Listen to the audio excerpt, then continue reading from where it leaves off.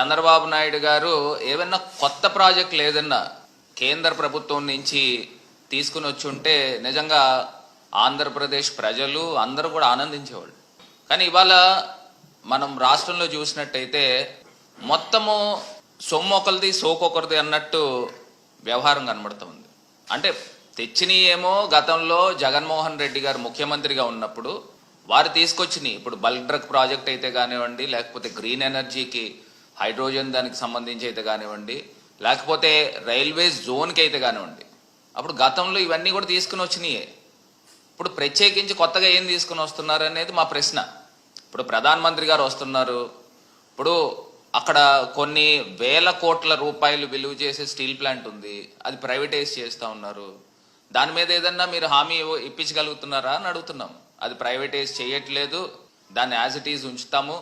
ఇప్పుడు మొన్న బడ్జెట్లో కర్ణాటకకి ఒక 15,000 కోట్ల రూపాయలు ఇండస్ట్రీకి సంబంధించి చేయూతనిచ్చారు.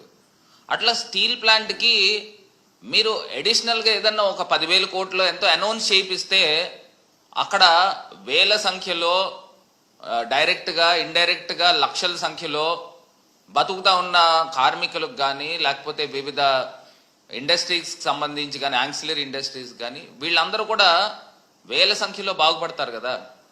దానికి సంబంధించి ఏదన్నా తీసుకొస్తున్నారంటే అదేం కనబడట్లా. ఇవాళ నేను క్లియర్గా చెప్తా ఉన్నా, ఇప్పుడు గతంలో కూడా ఈ ఎన్టీపీసీ ద్వారా గతంలో గ్రీన్ ఎనర్జీ ప్రాజెక్ట్కి అప్పుడున్న సిఎస్ గారు జవహర్ రెడ్డి గారు మరి అక్కడ ఎంఓయూలు కూడా ఎక్స్చేంజ్ చేసుకోవడం జరిగింది.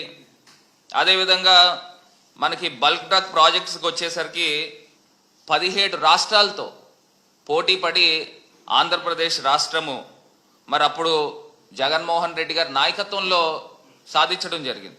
సో ఇవన్నీ కూడా జీవోల రూపేణా మీకు అందరికీ కూడా అందించడం జరుగుతుంది. ఇప్పుడు కొత్తగా ఇండస్ట్రీల గురించి మీరు ఏం తీసుకుని వస్తున్నారు అని అంటే అదొక ప్రశ్నార్థకం. నిన్న లోకేష్ గారు కూడా ఏవో మాట్లాడుతూ ఉన్నారు, ఏదో బాండ్ పేపర్ల మీద ఇండస్ట్రీలు వాళ్ళు రాసి ఇవ్వాలి, రాసిస్తే అప్పుడు మేము వచ్చి పెట్టుబడులు పెడతాం.